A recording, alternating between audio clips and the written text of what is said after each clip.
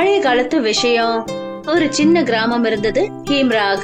இங்க இருக்கிற மக்கள் நேர்மையானவங்க, அப்புறம் இயற்கைய பூஜிக்கிறவங்க.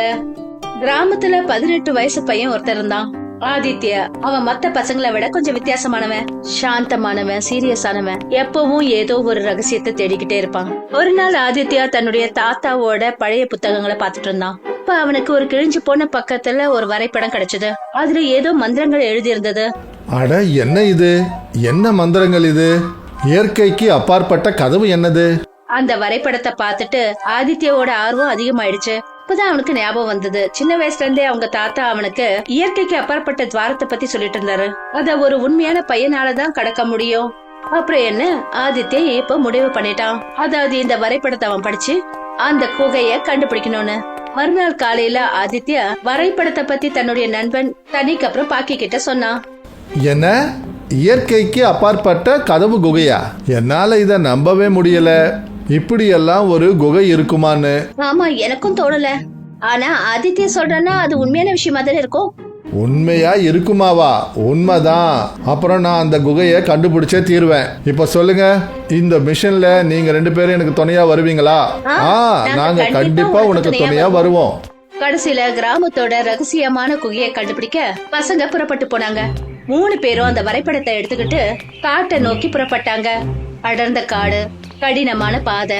ஆனா 3 பேரும் துணிச்சலானவங்க. பல மணி நேரம் நடந்ததுக்கு அப்புறம் அவங்களுக்கு அந்த குகை கிடைச்சது. அதாவது வரைபடத்துல இருந்த மாதிரியே அதோட வாயில்ல ஒரு கல்வெட்டு இருந்தது. சத்தியம், கருணை, துணிச்சல்ல நிறைஞ்சவங்க அவங்களால மட்டுமே வாயில கடக்க முடியும். இப்ப என்ன பண்றது நண்பர்களே? என்ன பண்றதுன்னா என்ன அர்த்தம்? வாங்க உள்ள போலாம்.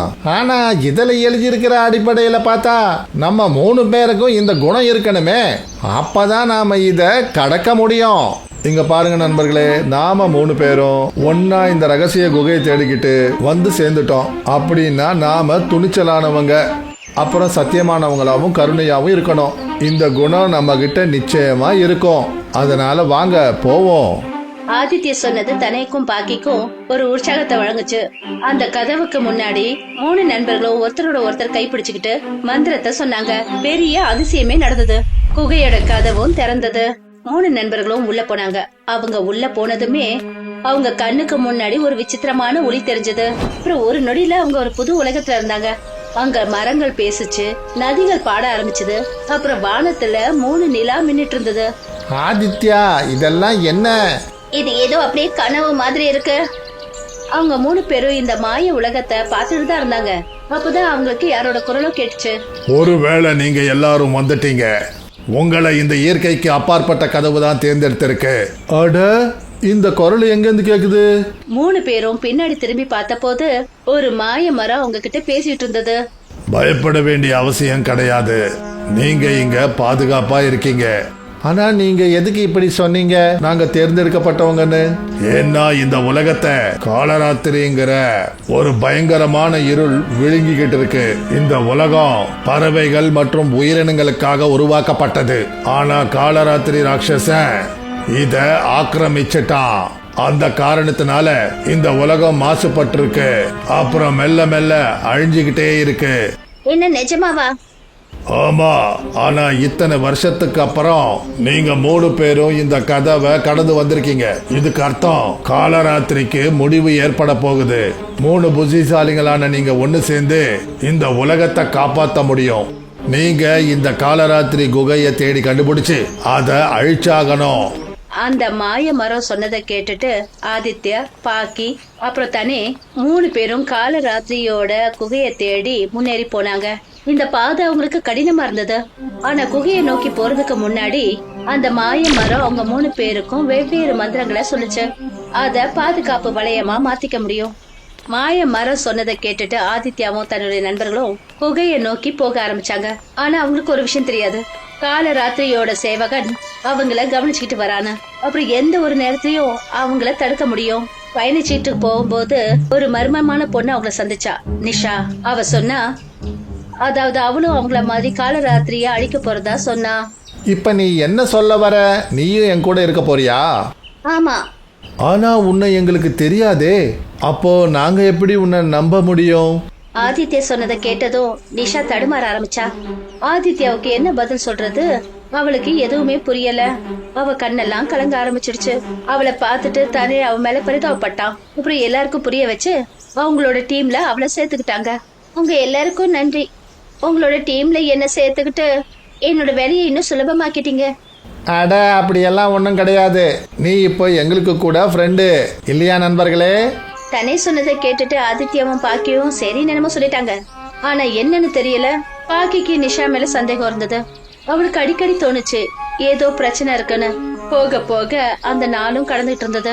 அப்புறம் நிஷா தன்னை கூட ரொம்பவே க்ளோஸ் ஆயிட்டா. அவளோட வலையில அவங்கள சிக்க வைக்கணும்னு நினைச்சா. ஆதித்யா, இந்த நிஷா தன்னை கூட ரொம்பவே க்ளோஸ் ஆயிட்டால. நாம கொஞ்சம் ஜாகிரதையா இருக்கணும். பாக்கியோட சேர்ந்து ஆதித்யாவும் நிஷாவை சந்தேகப்பட ஆரம்பிச்சான். ஆனா எதுக்கு பயந்தாங்களோ அதே மாதிரி ஆயிடுச்சு. நிஷா தனேவ தன்னுடைய வசப்படுத்திட்டா. காலராத்திரியோட குகை கிட்ட போனதுக்கு அப்புறம் அவங்க மந்திரத்தை படிக்க ஆரம்பிச்ச உடனே தனே ரொம்ப பலவீனமா ஆக ஆரம்பிச்சான். அவனுக்கு தலை சுத்த ஆரம்பிச்சது. அவன் மயங்கி கீழே விழுந்துட்டான். அதனால காலராத்திரியோட குகை அழியறதுக்கு பதிலா திறந்துடுச்சு. கடைசியில என்னுடைய வேலை முடிஞ்சிடுச்சு. நான் செஞ்சு காட்டிட்டேன். நான் உங்களை தடுத்துட்டேன். காலராத்திரிய முக்தி அடைய வச்சுட்டேன். அப்படின்னா நீ யாரு? காலராத்திரியோட சேவகி. இங்க உங்களை தடுக்கிறதுக்காக வந்த. நிஷா சொன்னதை கேட்டு எல்லாரும் அதிர்ச்சியானாங்க. அவங்களுக்கு என்ன செய்யறதுன்னு எதுவுமே புரியல. இப்ப நாலாபுறமும் இருள் சூழ்ந்துடுச்சு. நிஷா அங்கிருந்து ஓடிட்டா. ஆதித்யா தானே அப்புறம் பாக்கிக்கு நம்பிக்கை துரோகத்தினால கஷ்டம் ஏற்பட்டுச்சு. ஆனா அவங்க தோல்வியை ஒத்துக்கல. நண்பர்களே, இப்ப நம்ம என்ன பண்றது? காலராத்திரியோட இருள் நல்லா பரவிடுச்சு. நண்பர்களே, பயப்பட வேண்டிய அவசியம் இல்ல. மறுபடியும் மந்திரத்தை படிக்க ஆரம்பிக்கலாம். நாம இப்பவும் ஜெயிக்க முடியும். ஆமா, நீ சொல்றது சரிதான். ஆதித்யா சொன்னதை கேட்டு மறுபடியும் எல்லாரும் சுறுசுறுப்பானாங்க. 3 பேரும் கண்ணை மூடிக்கிட்டு மறுபடியும் மந்திரத்தை சொல்ல ஆரம்பிச்சாங்க. காற்று வேகமா வீச ஆரம்பிச்சது. வானத்துல இருந்து ஒரு ஒலி ஆதித்யா தனே அப்புறம் பாக்கி மேல பட்டுச்சு. அவங்க கண்ணை திறந்த உடனே ஆதித்யாவோட கையில ஒரு தெய்வீக பாதுகாப்பு ஆயுதம் இருந்ததை பார்த்தாங்க. அந்த ஆயுதம் கிடைச்ச உடனே ஆதித்யா தன்னுடைய முழு பலத்தையும் செலுத்தி அத காலராத்திரி குகை மேல வீசினா. அதோட விளைவு என்ன ஆச்சுன்னா, காலராத்திரியோட குகை சுக்கு நூறா உடைஞ்சு போச்சு. அதோட இருள் அழிஞ்சு போச்சு. நாம ஜெயிச்சிட்டோம் நண்பர்களே. 3 நண்பர்களும் சேர்ந்து அவங்களோட வெற்றியை கொண்டாடினாங்க. அப்பதான் அந்த மாய மரம் மறுபடியும் அங்க தோன்றி என்ன சொல்லுச்சுன்னா, சபாஷ் பசங்களா, நீங்க நிரூபிச்சு காட்டிட்டீங்க. அதாவது உண்மையான இதயமும் ஒற்றுமையும் இருந்தா ஒவ்வொரு இருளையும் அழிக்க முடியும்னு. விருக்ஷதேவன் சொன்னதை கேட்டதும் 3 பேரும் சந்தோஷமானாங்க. கடைசியில ஆதித்யா தானே அப்புறம் பாக்கி விருக்ஷதேவனோட ஆசீர்வாதத்தை வாங்கிக்கிட்டு அவங்களோட கிராமத்துக்கு திரும்பி வந்தாங்க.